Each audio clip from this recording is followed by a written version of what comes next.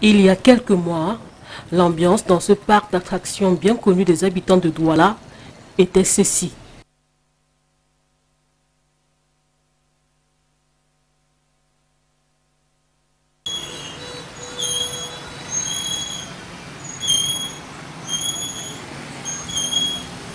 Ce matin, lorsque nous sommes repartis sur les lieux, c'est plutôt un parc d'attractions vide qui se présente à nous.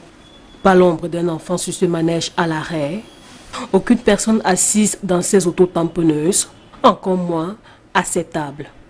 Ici, c'est le silence total, ou mieux, c'est l'arrêt total des activités, nous apprend cette serveuse rencontrée sur place.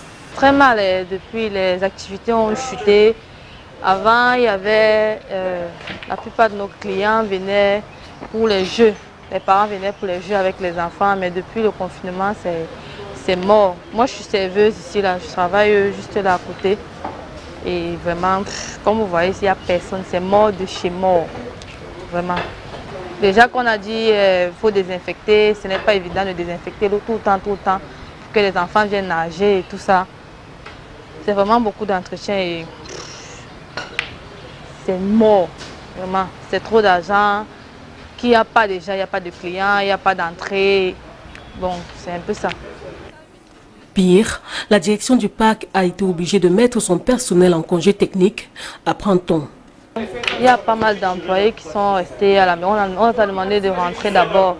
On a donné un congé technique parce que avant on avait beaucoup d'activités, donc il fallait un certain nombre de personnel. Il y avait des gars qui géraient ici, il y avait certains qui géraient le manège là-bas, il y avait un gars, il y avait 2 gars à la piscine, il y avait des gars au trampoline, mais tous là sont à la maison. Et j'avais des 3 collègues au service là-bas, au bar. Vraiment, elles sont toutes parties. Je suis restée la seule ici là, avec un autre, là, avec un employé à moi, un collègue à moi, Alain. Alain est là, c'est tout, seulement lui. Nous sommes seulement à 2 là, avec les responsables qui passent de temps en temps pour voir un peu comment ça se passe. Ce parc d'attractions a perdu tout son attrait depuis que Douala est touché par le coronavirus.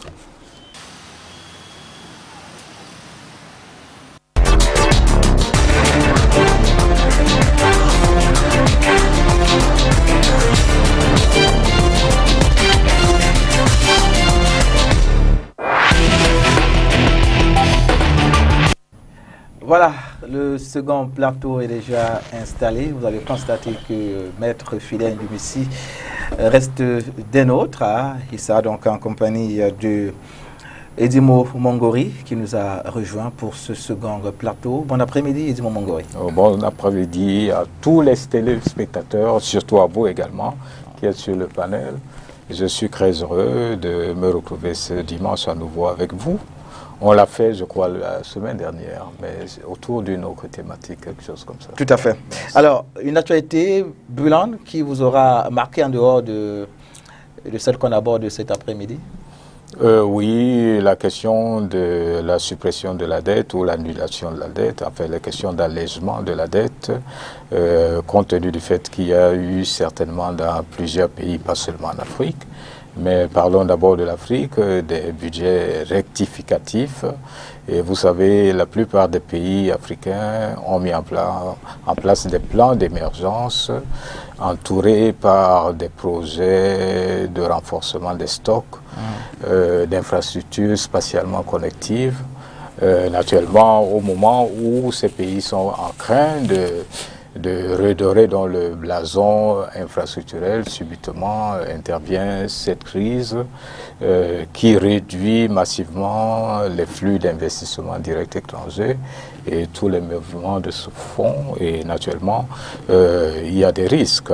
Il y a des risques que des projets pour lesquels certains fonds ont déjà été mobilisés ne puissent pas arriver à terme. Et ça fait un réel problème pour ces pays africains, surtout qu'ils viennent tout récemment de commencer la mise en œuvre de la zone de libre-échange économique qui doit logiquement relancer la vigueur des échanges et tirer la croissance des uns et des autres d'1 à 3 points de pourcentage de plus d'ici 2 à 3 ans. Voilà donc c'est des questions extrêmement importantes pour les États qui tous ont en vue de satisfaire un peu les besoins de leur population. Donc voilà, je crois que c'est une thématique extrêmement importante. C'est sur un autre plateau que nous l'avons développé hier. Voilà, c'est compris. Maître Fidèle Dumissi, avec vous, hein, j'aimerais qu'on parle de la nomination du professeur Joseph Wona comme membre du Conseil constitutionnel. C'était le 15 avril 2020. Il remplace à ce poste Jean Fouman Akam, décédé le 13 janvier 2019, tous les deux originaires de la région du Sud. Oui, monsieur, le professeur Joseph Wona a été nommé pour remplacer Fouman Akam, et en respect du principe de l'équilibre régional qui est cher au régime, dont il n'y a eu qu'un remplacement arithmétique, c'est-à-dire après le décès de monsieur de Fouman Akam, qui était par ailleurs secrétaire général du Conseil supérieur de la magistrature. Le nombre des membres du Conseil constitutionnel était réduit de 11 à 10. Donc il fallait qu'on complète. Et même, voyez-vous, même si on n'avait pas complété, le Conseil constitutionnel pouvait toujours continuer à fonctionner.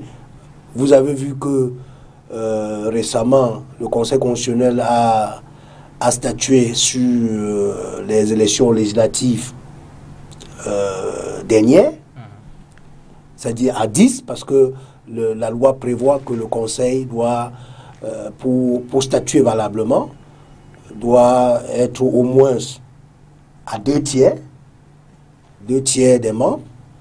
Donc, même en l'absence de cette nomination, le Conseil pouvait toujours continuer, mais c'est toujours bien qu'on ait complété. Et nous pensons que le professeur Joseph Wona ne va pas apporter grand-chose à ce Conseil, étant donné que lui-même, il est du RDPC, et que dans ce Conseil, ce que nous demandons depuis, c'est d'avoir des hommes qui jouissent d'une certaine indépendance et qui peuvent juger avec impartialité, surtout quand ils statuent comme juge électoral. Parce que s'agissant des autres missions de contrôle de conformité du règlement du Parlement, Assemblée nationale et Sénat, ou bien du contrôle de la constitutionnalité des lois, des accords internationaux, on peut être de n'importe quel parti et avoir et analyser avec objectivité pour ce qui est de cette fonction. Mais s'agissant de la compétition électorale, il faut qu'on ait un juge indépendant, un juge impartial. Parce qu'on ne peut pas être en même temps du RDPC et arbitrer un match qui oppose ce parti à d'autres partis. Donc c'est pour ça que nous trouvons que la nomination du professeur Joseph Wona, qui est un cacique du RDPC, c'est un grand militant du RDPC. Parce que nous connaissons sa trajectoire. Il a fait sa vie qu'au sein du RDPC. Et il ne peut pas aujourd'hui, simplement par un simple décret, changer de casquette politique.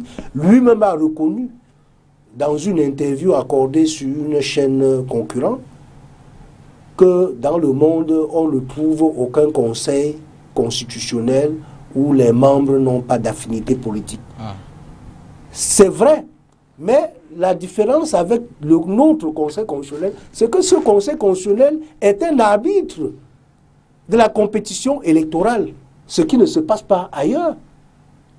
Si les membres du Conseil constitutionnel qui ont des affinités politiques étaient là simplement pour contrôler la constitutionnalité des lois, des traités internationaux et des accords internationaux, ça ne poserait pas de problème.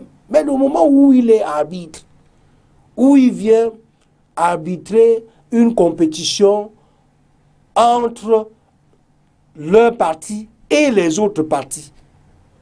De ce point de vue, nous pensons que ce n'est pas sain.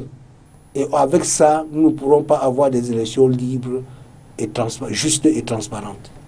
Ok, c'est compris. Hein? Il n'est plus un secret que l'Afrique et ce partant le Cameroun subit les conséquences néfastes du Covid-19, cette pandémie mortelle et mortifère qui trouble le sommeil du monde entier. L'une des conséquences les plus évidentes est celle sur l'économie. Comment en sortons, ou tout au moins, quelles peuvent être les voies d'atténuation? On va le savoir dans un court instant. Et d'entrée, hein, j'aimerais avec vous, Edimo Mongori, qu'on puisse comprendre de façon technique une explication qui permet de comprendre cet impact, n'est-ce pas, du coronavirus sur l'économie du Cameroun. Ben écoutez, sur l'économie du Cameroun, sur les économies africaines d'une manière générale, l'impact est net. Déjà, c'est bien de noter et de retenir que les économies de l'hémisphère sud et surtout les économies de l'Afrique sont extrêmement sensibles. Elles sont hypersensibles au mouvement de croissance des régions nordiques, principalement l'Occident, mais également la ceinture du Pacifique, avec laquelle on crête de plus en plus.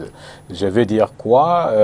Dès qu'il y a un ralentissement d'un point de pourcentage du côté de ces grandes régions, ces régions qui dictent le mouvement de l'économie mondiale et qui font déplacer la frontière de l'innovation technologique, on s'attend généralement à ce qu'il y ait un ralentissement de au moins 1,5%, voire 2, sinon 3%, au niveau des pays qui, comme les nôtres, sont essentiellement spécialisés dans l'exportation des matières locales non transformées, sans grande valeur ajoutée. Donc vous pouvez comprendre que ce ralentissement mondial va impacter naturellement une contraction extrêmement forte de la demande globale en matières premières, ce qui, naturellement, va ralentir forcément nos économies qui, du coup, devant faire face à des dépenses publiques additionnelles dans le secteur de la santé, dans d'autres secteurs également, et devant faire face même au ralentissement de l'activité dans les secteurs hôteliers, de transport, de tourisme, devra naturellement afficher à la fin un déficit budgétaire suffisamment important. Et un déficit budgétaire important n'est pas un bon indicateur, n'est pas un bon signal pour les investisseurs privés. Il est du coup interprété comme un indicateur qui va attirer très rapidement la montée des données fiscales, donc une fiscalisation accélérée des opérations dans le pays. Et aucun investisseur n'est jamais à l'aise là où la fiscalité présente des aspects plus ou moins confiscatoires. Et malheureusement, lorsqu'un pays s'endette, et ce sera le cas aujourd'hui, on s'approche du seuil critique de 40% du PIB en termes d'endettement, ce qui est déjà assez. Avec cette histoire, ce Covid-19, naturellement, on va s'endetter, vous êtes au courant, encore un tout petit peu. Mais la chance aujourd'hui est que je pense que le pays le Cameroun compte parmi la quarantaine de pays qui ont bénéficié non pas d'un allègement, mais d'un moratoire. Ça veut dire que l'encours, ou plutôt le service de la dette, ne sera certainement pas au rendez-vous cette année pour environ 240 milliards de francs. Donc on va repousser ça pour l'année d'après. Restons justement au Cameroun. Quels sont les secteurs qui sont directement concernés par cet impact économique-là? Et sur quelle échelle, n'est-ce pas, peut-on les classifier? Bon, ben écoutez, le tout premier, naturellement, c'est celui qui dépend essentiellement des opérations avec le commerce international et aussi les mouvements des personnes. Hein. Donc, il y a certainement l'économie. L'économie sous la forme de commerce, le commerce lui-même, qui sera ralenti d'une manière ou d'une autre. C'est vrai, on prend des dispositions pour que la chaîne logistique soit toujours ouverte, que le port soit toujours en activité, ce qui est une très bonne chose. Mais il faut aussi retenir que certains pays vont réduire leurs exportations. On sait que le Vietnam, par exemple, qui exporte une bonne quantité de son riz vers l'Afrique, entre autres vers le Cameroun, a décidé de réduire ou de limiter ou freiner, même geler ses opérations d'exportation de riz vers d'autres pays parce qu'il voulait davantage se concentrer sur lui-même et sur les pays qui sont dans son voisinage direct. Donc il y a le commerce qui sera impacté d'une manière générale, mais surtout, je pense que ce sera surtout l'hôtellerie et le tourisme d'une manière générale, et bien sûr le transport aérien, et surtout qui seront les secteurs les plus impactés négativement. Alors, Maître Fidèle Ndioumissi, il y a que le groupement interpatronal du Cameroun suggère au gouvernement près d'une vingtaine de mesures fiscales, douanières et financières pour faire face à cette pandémie qui n'est autre que le coronavirus. Qu'en pensez-vous? Oui, c'est tout à fait normal que le gouvernement interpatronal puisse proposer des mesures au regard de tout ce qui a comme impact sur l'économie, et avec tout ce que Dr Edimou vient de dérouler, on comprend que la production va sensiblement baisser et que les prévisions fiscales qui ont été faites dans le budget de 2020 ne pourront pas être réalisées.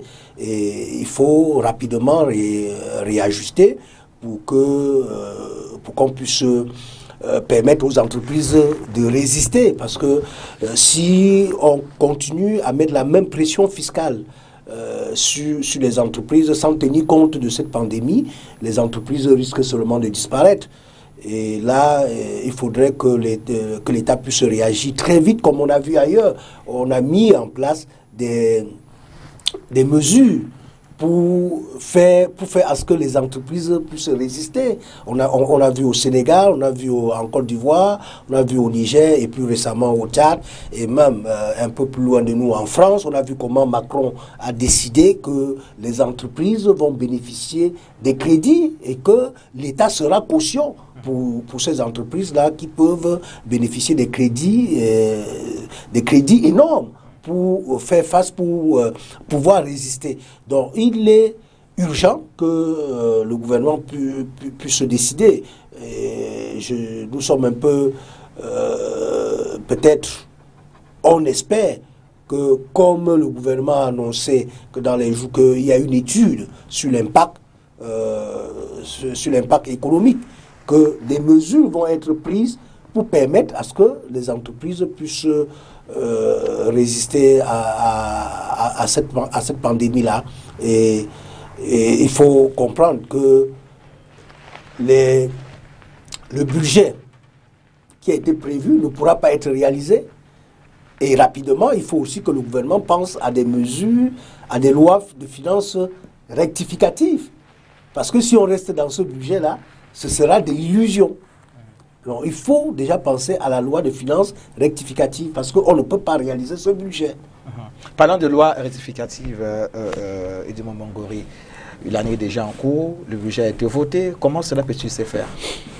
Ben écoutez, je crois que ça se prépare de manière logique parce qu'en fait, parler des appuis aux entreprises présuppose que naturellement on part d'une certaine projection plus ou moins précise. Donc je pense que les lois rectificatives sont en train d'être préparées. À quelle hauteur? C'est ça la question, parce qu'en fait, le malheur pour nous, justement, est que nous appartenons à une zone qui n'a pas la moindre maîtrise de sa politique monétaire. Aujourd'hui, nous sommes à peu près à 3 mois de taux de couverture de nos importations. Et vous savez qu'il y a eu un dessèchement massif des réserves de change depuis quelques années. Naturellement, ça limite nos capacités déjà à prêter, et encore que nous sommes dans une zone monétaire qui est totalement sous la domination de la France et d'ailleurs où on ne peut pas libérer du crédit comme on le veut. Donc il y aura certainement des problèmes parce qu'en fait le nœud de toute activité économique c'est la création de la richesse, la création de la valeur et des emplois. Maintenant, lorsque vous êtes dans un système où moins de 15%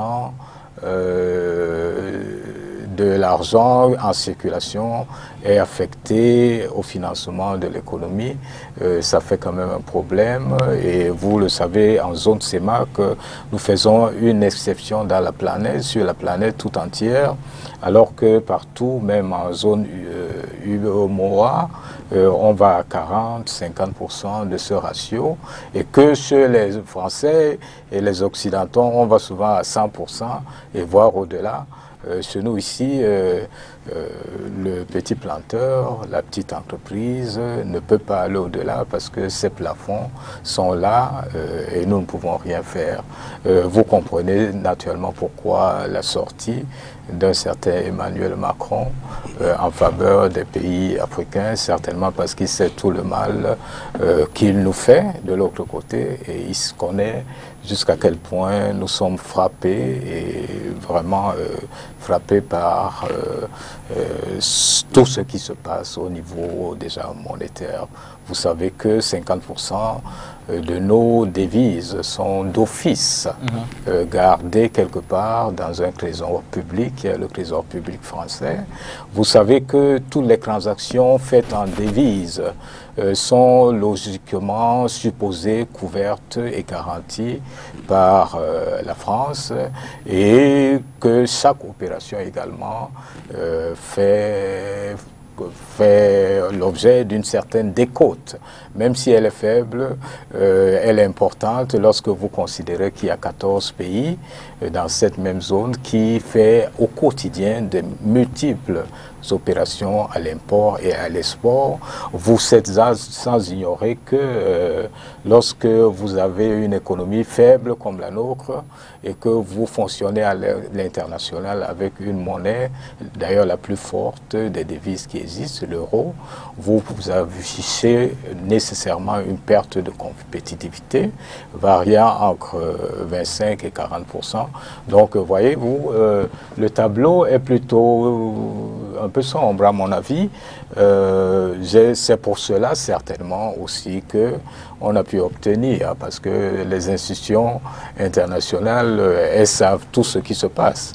Mais malheureusement, nous sommes dans un monde qui regrettablement est très injuste, très inégalitaire, où les Africains souffrent massivement, parce qu'en fait, quand vous allez voir ce que l'Afrique a produit jusqu'ici, l'Afrique est au départ de toute la civilisation récente en Occident. Tout s'est basée sur la production agricole et la transformation des produits de première nécessité. Et l'esclavage a été alimenté amplement par les Africains. Nous savons ce qui s'est passé avec la colonisation, avec nos sous-sols et nos sols qui sont pratiquement à la portée et à la merci, à notre merci et à la portée totale de ces pays. Nous savons ce qu'a coûté chacune des guerres mondiales à l'Afrique. Je rappelle que la Première Guerre mondiale aura quand même coûté 65 000 morts du côté des Africains pour le compte de la seule France. Et la Deuxième Guerre mondiale, un peu moins, 55 000 morts. Nous savons que nous alimentons quand même la France aussi en termes d'objets d'art qui ont été volés ici en grande quantité et qui sont un vivier énorme pour leur caisse là-bas, voyez-vous.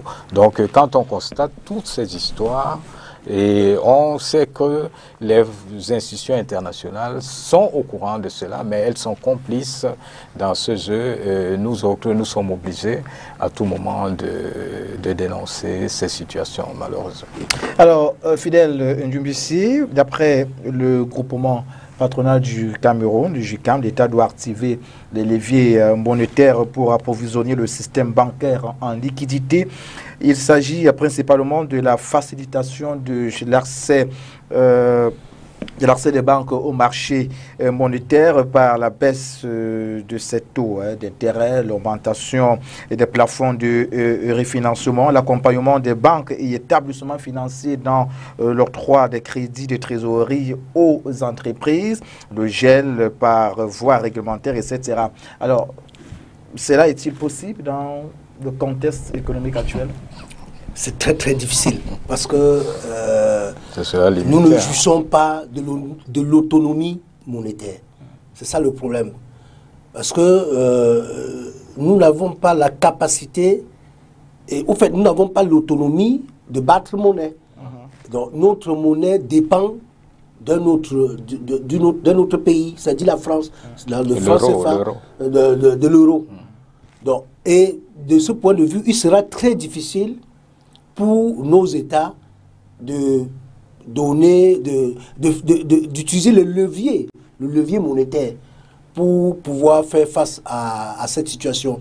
Et je pense qu'il ne nous reste que les leviers fiscaux, où il faudra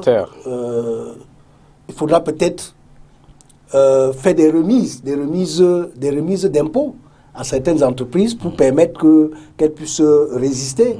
Mais si on attend qu'il y ait des crédits massifs, comme le président français a indiqué en France, pour les pays de la zone CFA, ce serait très difficile. Très difficile. Alors, Edmond Bongori, toujours s'agissant des propositions sur le plan fiscal et social, le même groupement patronal propose, entre autres, la suspension des contrôles fiscaux ainsi que le gel des redressements fiscaux en cours, le report sans pénalité des délais de déclaration statistiques et fiscales pour autant que les soldes ont déjà été payés le 15 mars au plus tard. L'assouplissement des conditions de délivrance des attestations de non-redevance en termes simples. Comment le citoyen camerounais en tire-t-il avantage? Cela est-il déjà possible? Oh, ben écoutez, ça devra être possible parce qu'en fait, il faut toujours garder à l'esprit que les entreprises, par leur activité, apportent quand même du souffle aux caisses de l'État. Donc déjà, il faut s'assurer que ces activités soient toujours là, que les entreprises ne ferment pas boutique. Il faut également s'assurer que déjà nous sommes à des taux de sous-emploi extraordinaires et un taux de chômage qui va grandissant.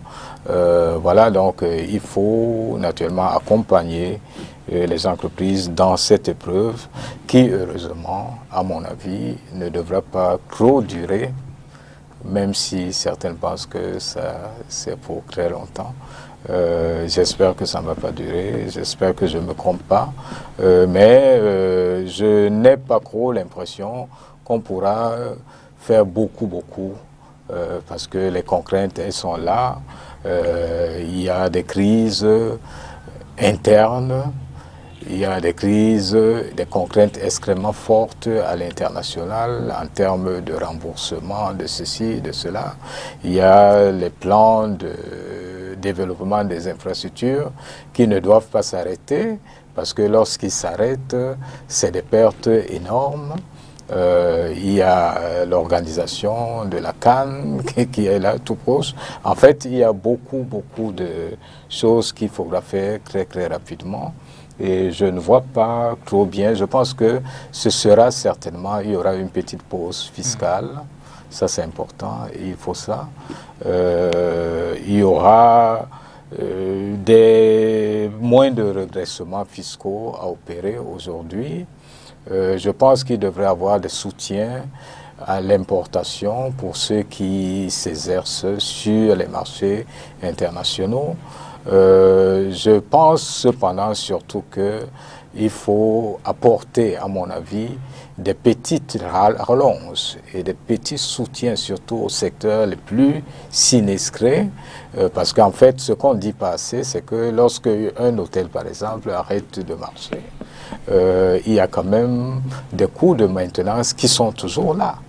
Même lorsqu'il y a peu de gens qui viennent, il faut payer les employés, il faut payer l'électricité, il faut continuer à payer. Donc, je pense qu'il est important qu'on vote un petit budget pour ces secteurs et qu'on les accompagne, ne serait-ce que pour le temps de 2 mois et que pour toute l'année, déjà, ils ne soient plus assujettis à des opérations d'impôts et tout le reste. Alors, quelle idée faites-vous déjà de ce plan de riposte économique que prépare le Cameroun? On a entendu le Premier ministre, chef du gouvernement, s'exprimer sur la question. Il s'agit précisément de la réallocation des ressources budgétaires, l'élaboration d'un collectif budgétaire, la mise en œuvre des moyens d'accompagnement pour les couches vulnérables, entre autres.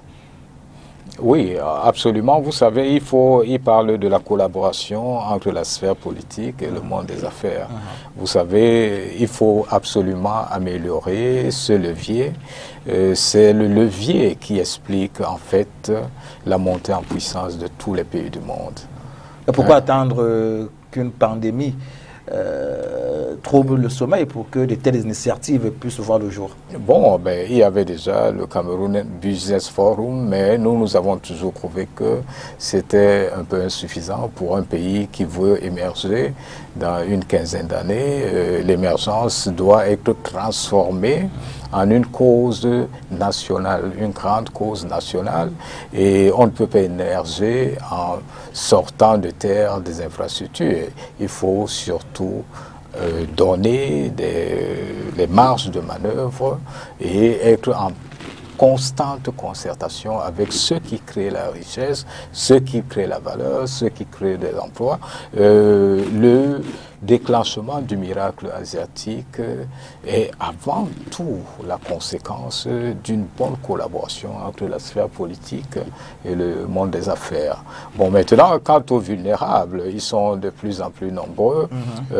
Naturellement, il faut tout faire pour aller vite, et malheureusement, nous autres, nous avions espéré à un moment donné que ça pourrait peut-être être une occasion pour remettre au goût du jour les projets dont on nous a souvent parlé, d'ancrer vers une agriculture de seconde génération. Parce qu'en fait, véritablement, pour relancer une économie, il faut déjà s'assurer que la pauvreté recule. Et la pauvreté ne peut reculer que lorsque les coûts unitaires de production au niveau agricole sont suffisamment bas. Et ça, c'est une production agricole de type productiviste, dans une agriculture de seconde génération qui peut assurer cela. Malheureusement, on appelle ça de nos voeux depuis assez longtemps déjà. Nous espérons que ça peut être une occasion, ce d'autant plus que aussi longtemps que nous ne parvenons pas à le faire, nous ne pouvons pas attirer suffisamment d'investisseurs parce que l'investisseur arrive surtout lorsque les coûts salariaux sont gérables. Et les coûts salariaux sont toujours formés en fonction des dépenses courantes des employés et des agents. Voilà, donc vous comprenez que le déclenchement de la crise, de la montée en puissance de la Chine est adossé essentiellement sur ces deux paramètres. Je parlais de la bonne entente, la collaboration parfaite entre la sphère politique et les partenaires locaux, y compris les partenaires intermédiaires, c'est-à-dire les syndicats, les universités, tout ce monde doit se mettre ensemble pour renforcer ce que nous appelons généralement la compétitivité structurelle et systémique d'une économie. C'est ça qui permet à une économie d'avancer. Mais l'autre levier qui est aussi important, c'est vraiment ce levier purement agricole et alimentaire. Lorsque un pays parvient à le faire, du coup, il peut attirer suffisamment d'investisseurs. Et c'est ce qui s'est passé en Asie, en fait. L'Asie a explosé juste parce que ces pays ont pu, à temps, lire ce programme et assurer des coûts salariaux suffisamment bas pour actionner une désindustrialisation massive de l'Occident sur la base des délocalisations des capacités de production. Aujourd'hui, heureusement, les coûts africains sont très bas. Ils sont le quart aujourd'hui des coûts asiatiques parce qu'en fait, chaque zone économique, à mesure qu'elle se développe, affiche des coûts de production toujours plus élevés. Donc, vous êtes au courant certainement depuis 2016 que la Chine a décidé de délocaliser massivement ses capacités de production à hauteur de près de 80 millions d'emplois. Elle a commencé à le faire en direction du Bangladesh, du Vietnam, mais ça ne tient pas. Elle est partie entre-temps vers l'Afrique, plus particulièrement vers les pays comme le Kenya, comme la Tanzanie, comme l'Éthiopie, le Sénégal, l'île Maurice, mais progressivement, elle devrait aller un peu partout. Donc, véritablement, c'est le moment pour l'Afrique, normalement, de se remettre à nouveau sur une trajectoire de croissance vigoureuse. Maître Fidèle Djoubissi, au vu de ce plan de riposte, y a-t-il une possibilité qu'il y ait une parfaite symbiose entre les partenaires locaux, les partenaires intermédiaires et le gouvernement camerounais pour efficacement lutter contre cette pandémie qu'est le coronavirus? Oui, nous osons croire que pour une fois, le gouvernement qui est à Yaoundé va songer à la concertation, parce que c'est lorsqu'il y a concertation qu'on peut trouver des meilleures solutions. Parce que nul n'a la science infuse. Ce que nous avons souvent observé avec ce gouvernement, c'est que ils pensent toujours tout connaître et que les idées qui viennent d'ailleurs ne sont pas toujours des bonnes idées et ils rejettent tout ce que les autres proposent. Donc, il faut qu'il y ait cette concertation-là entre les partenaires locaux, c'est-à-dire les opérateurs économiques locaux, les corps intermédiaires, c'est-à-dire les syndicats, comme le groupement, comme le GICAM et autres organisations patronales, pour apprécier la situation et trouver des solutions adéquates, des solutions viables qui pourront permettre que notre économie puisse faire face à cette situation de telle sorte que à la fin de la pandémie, que nous puissions tenir debout. C'est de ça qu'il s'agit. C'est-à-dire qu'il est question que tous les partenaires, que tous les opérateurs du secteur puissent se concerter. Qu'il n'y ait pas seulement des décisions unilatérales venant du gouvernement, parce que les gens, ceux qui sont au gouvernement ne connaissent pas tout. Et j'ai suivi avec beaucoup d'attention l'autre jour un autre syndicaliste qui se plaignait, le syndicaliste de domaine de l'enseignement, qui se plaignait de ce que le ministre de l'Éducation de base ou bien le ministre de l'Éducation secondaire, de l'enseignement secondaire, les deux ministres, ont pris des décisions sans consulter les syndicats. Et j'ai vu le syndicaliste démontrer les failles qu'il y avait dans cette décision, et indique, s'agissant de la décision qui a abouti à la rentrée scolaire du 1er juin et 1er juin prochain. Et le syndicaliste indiquait que si cette mesure ne pourrait pas être efficace parce que on n'a pas consulté les syndicats qui sont sur le terrain. Parce que les syndicats sont ceux-là qui connaissent les problèmes et qui ont pour mission de défendre les intérêts de leurs membres. Et dans leur vocation, ils peuvent trouver des solutions qui peuvent être des solutions viables. Donc c'est pour ça que nous pensons qu'il faut que, avant de prendre des mesures, comme le gouvernement a indiqué qu'il y a une étude sur l'impact économique, il faut qu'ils puissent prendre la tâche avec les syndicats du secteur du tourisme et de l'hôtellerie, comme le docteur Edimo vient de relever, que c'est les secteurs qui sont les plus frappés parce que plusieurs hôtels sont fermés. Et également le secteur du commerce, puisque notre économie repose essentiellement sur le commerce, et surtout le commerce avec l'extérieur. Ce qui fait qu'aujourd'hui, ce secteur-là ne peut plus bien fonctionner. Il faut que le gouvernement puisse entrer en contact avec les syndicats de ce secteur pour les écouter et demander des propositions de solutions, de soutien à leur activité. Alors, docteur Edimo Mongori, au regard de cette crise sanitaire qui d'ailleurs frappe de plein fouet les économies du monde, doit-on craindre une récession économique? Ben, craindre, elle est déjà là. Elle est là. Nous sommes en plein dans la récession. En fait, il y a un ralentissement mondial. Les prévisions tablent sur moins de 0,5% de croissance de l'économie mondiale. Et ça peut aller un peu plus bas. Ce ralentissement aura des effets naturellement sur tous les pays, et c'est naturellement le lieu naturellement pour chaque pays de commencer à repenser aussi son fonctionnement, parce que de telles crises, elles peuvent encore surgir, à tout moment elles peuvent surgir. Par exemple, jusqu'ici, nous avons une politique du tourisme qui est totalement axée vers l'extérieur, qui est, en fait, notre tourisme est dépendant à 90% des mouvements de personnes venant de l'extérieur.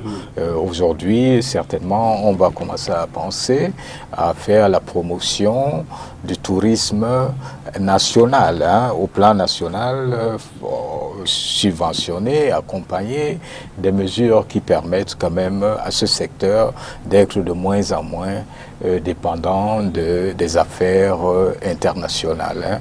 Ça, c'est un exemple juste. Mais pour nous autres pays d'ici, surtout le Cameroun, parce que je préfère parler du Cameroun, le Cameroun a eu la chance ces dernières années d'avoir insisté surtout sur un levier qui pour nous autres économistes est central pour accélérer la croissance, le développement des infrastructures, parce qu'il existe en effet un lien extrêmement fort et très significatif entre ces actifs infrastructurels et la croissance économique. Donc sur une dizaine d'années pratiquement, il y a près de 12 000 milliards de francs qui ont été investis dans les infrastructures à l'effet de pouvoir relancer, accélérer la croissance. Voilà, c'est une très bonne chose, c'est une très très bonne chose, même s'il y a des impératifs. Moi, j'aime bien le rappeler, il faudrait absolument continuer à approfondir cette dimension, parce qu'en fait, c'est la seule dimension qui permettra à terme à notre économie d'être présente sur le marché régional. Vous savez, c'est le seul pays, pas en Afrique mais au monde, qui soit innervé, c'est-à-dire traversé par plusieurs corridors de transit, donc qui est pratiquement le point de gestion naturel entre l'Afrique sahélienne, l'Afrique occidentale, l'Afrique centrale, et donc un pays qui peut tirer beaucoup de bénéfices d'un commerce étendu sous la sous-région. Donc je pense que on ne devrait pas se décourager, je m'adresse à ceux qui décident là-bas, on devrait continuer à approfondir ce mouvement. Aujourd'hui, nous sommes reliés de Douala à Bangui, de Douala à Djamena. Il faut continuer à améliorer quand même l'état de ces corridors de transit. Aujourd'hui, le corridor Douala, Bamenda, Manfé-Kok jusqu'à Lagos est ouvert, c'est une opportunité inouïe. Et l'autre corridor venant de Yaoundé pour Samelima, Ouezo jusqu'à Brazzaville, Kinshasa, il est en train d'être terminé. C'est du côté camerounais qui a encore des lenteurs. On devrait s'activer à terminer cela. Ces projets intégrateurs, c'est ça qui devrait permettre, à mon avis, à ce pays de se lever, surtout que nous sommes aujourd'hui rentrés dans une logique de mise en valeur de la zone de libre-échange continentale. Moi je dis, Covid, je souhaite qu'il parte vite, le Covid-19, qu'il ne reste pas trop longtemps ici. Mais je dirais surtout qu'il faut continuer à améliorer la gouvernance dans les administrations, améliorer la qualité de la dépense publique. Nous avons vu avoir par le passé des surfacturations du 23e siècle. Malheureusement, quand on construisait les stades, j'espère que ce genre d'exercice, on a ça derrière nous, des détournements des publics à ciel ouvert. Tout ça, il faut éviter et se concentrer davantage vers ce qui est en train d'être fait, parce que c'est déjà très bon. Nous affichons au Cameroun la forme la plus aboutie en Afrique de massification, d'investissement, d'infrastructures. C'est un très bon score. Il faut continuer à creuser dans ces directions. Maître Fidèle Djoubissi, docteur Mongori Edimo parle donc d'améliorer la gouvernance. D'après lui, la récession économique est déjà là. Maintenant, comment la gère-t-on? Elle est déjà là. Et l'après-crise sanitaire. Oui, nous, c'est pas la sur le plan première de la gouvernance. Oui, c'est pas la première fois que nous faisons face à une récession économique. Et nous devons, sur le plan de la gouvernance, faire attention à ce qui concerne les dépenses publiques. Et il faut une rationalisation des dépenses publiques. Absolument. Et maintenant, il faut penser à limiter les dépenses. Et les dépenses inutiles, c'est ce qui par exemple, nous observons que avec notre gouvernement, il y a beaucoup de dépenses pour les missions qui ne sont pas souvent utiles. Et donc, il faut réduire ces dépenses et relancer la production. Ça, c'est important. Il faut relancer la production. Le docteur Edimo l'a bien relevé tout à l'heure. C'est une occasion aubaine. C'est une aubaine. C'est une occasion en or de relancer avec notre production et surtout la production agricole. Locale. Et la transformer. Et dans le programme économique du professeur Maurice Kamto, qui est comme candidat en 2018, il a bien indiqué comment nous pouvons relancer notre production sur le plan économique, sur le plan agricole. Et Et pour le faire, il y a des infrastructures d'abord. C'est-à-dire, il y a ce qu'on appelle les bassins de production qui sont identifiés dans notre pays. Et ces bassins de production, il faut d'abord les désenclaver. Il faut les désenclaver complètement. Et après avoir désenclavé, parce que lorsque c'est désenclavé, le producteur agricole, le planteur, lorsqu'il sait que s'il produit, il va trouver acheteur, le coût de transport baisse. Et que le coût de transport baisse, il peut produire davantage. Parce qu'aujourd'hui, nous avons dans notre pays des zones où il y a des productions qui n'arrivent pas sur nos marchés. Qui ne sortent pas de brousse. Quand nous prenons l'exemple du département du CAM, le Kondjok, où les productions agricoles sont impressionnantes. Quand vous arrivez en Kondjok, moi j'y étais, vous voyez le régime de plantain qui est à 2 mètres. Vous voyez des fruits, des fruits qui sont tellement, qui sont costauds, mais qui pourrissent. Et également, si on parle sur les produits de rente, comme le cacao, est-ce que vous savez que Kondjok, c'est la région où le cacao, on a le meilleur cacao du Cameroun. Certains disent même que c'est le meilleur cacao du monde. Mais qui, à cause de l'enclavement, cette production n'est pas renforcée, n'est pas dopée. Donc, nous pensons que on devrait, à l'occasion de cette crise, renforcer la production agricole et mettre en place aussi le semencier. Ce que le professeur comme toi avait proposé, il faut qu'il y ait un semencier national. Le semencier, c'est-à-dire qui produit les semences de qualité mis à la disposition des agriculteurs. Parce que après cette crise, nous risquons de faire face à une crise alimentaire. Et c'est à raison que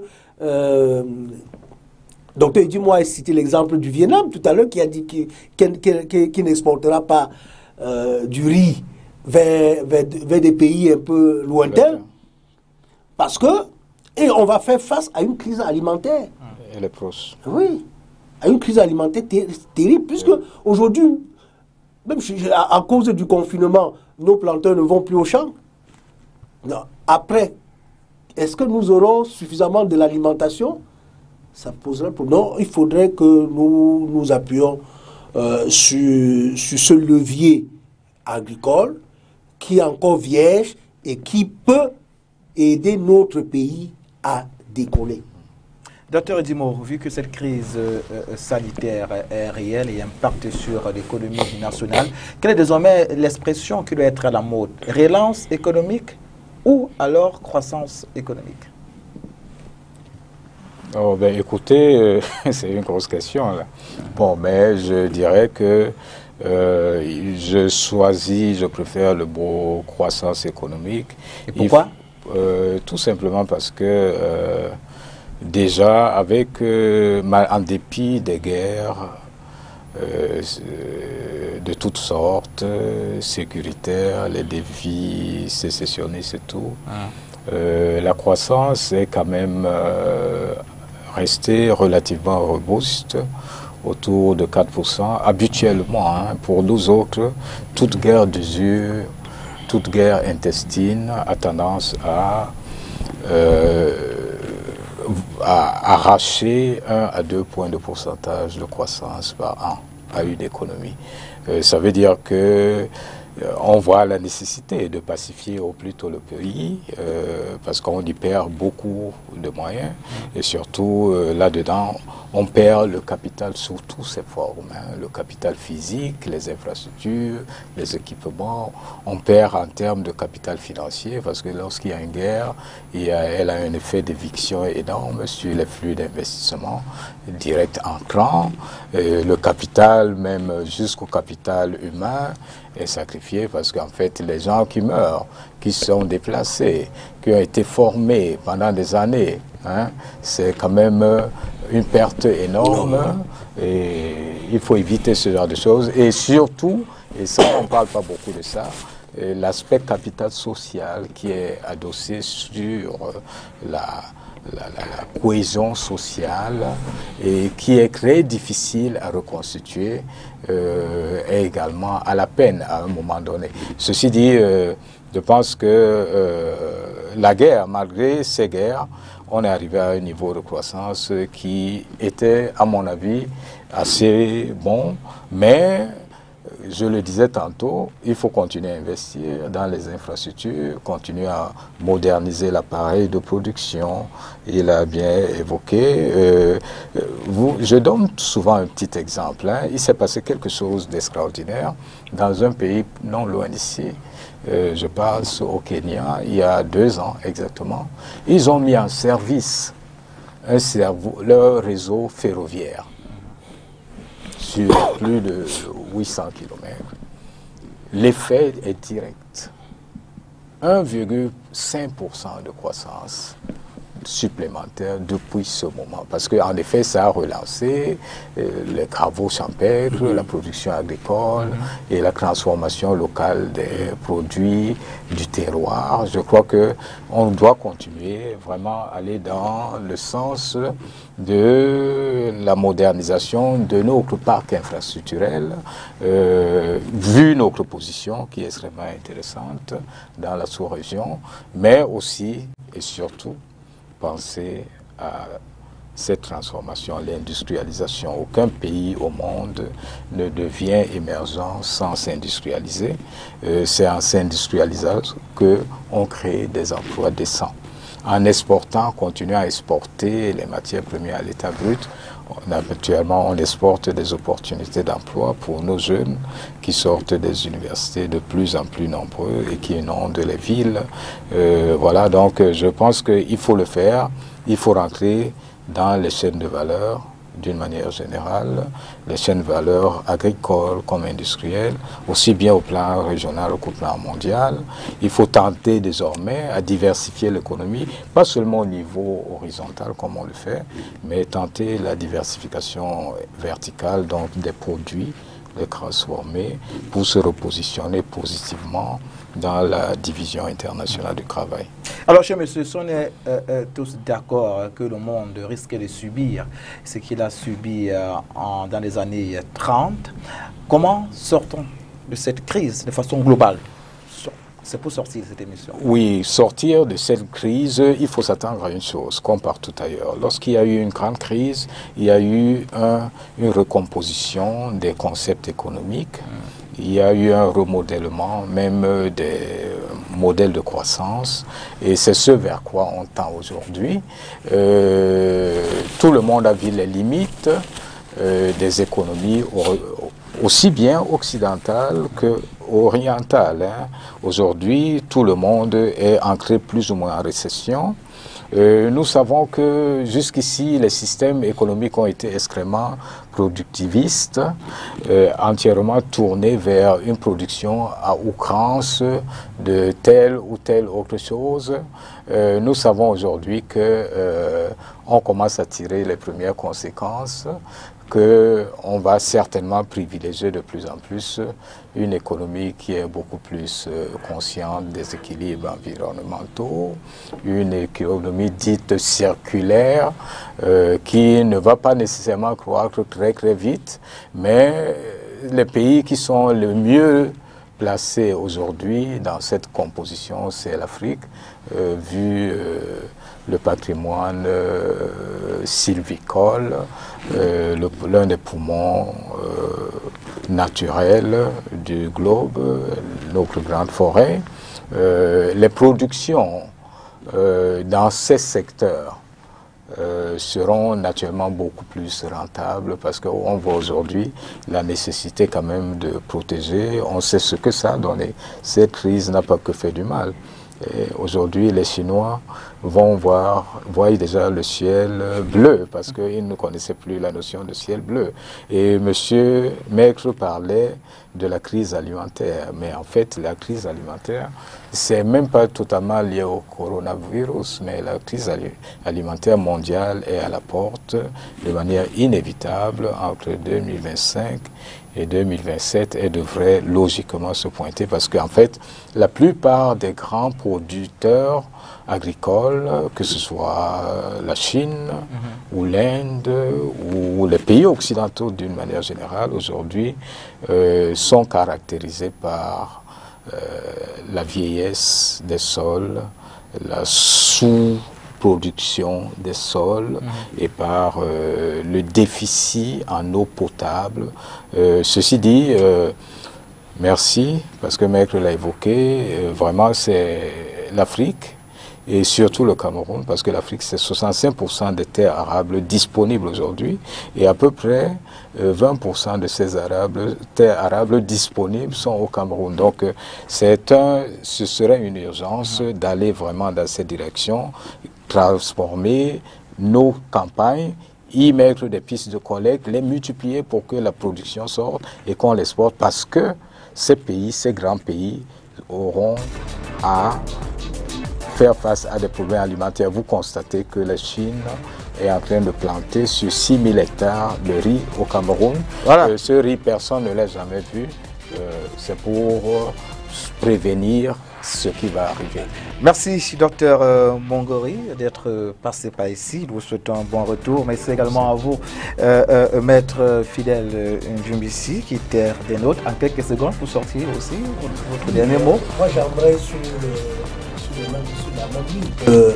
Docteur Edimo, pour indiquer que rien n'est encore perdu, surtout pour nous, Africains, et généralement et particulièrement Camerounais, avec tout ce que nous avons comme potentiel agricole. C'est-à-dire que l'agriculture reste toujours ce levier par lequel nous pouvons réaliser notre émergence. Donc, par la production, la transformation et la conservation.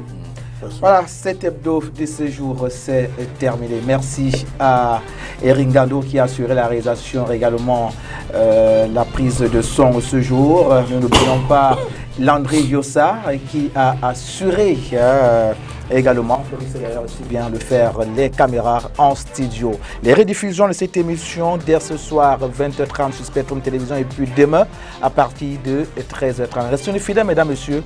Le programme se poursuit sur Spectrum Télévision. Bon dimanche à tous et à toutes. Au revoir.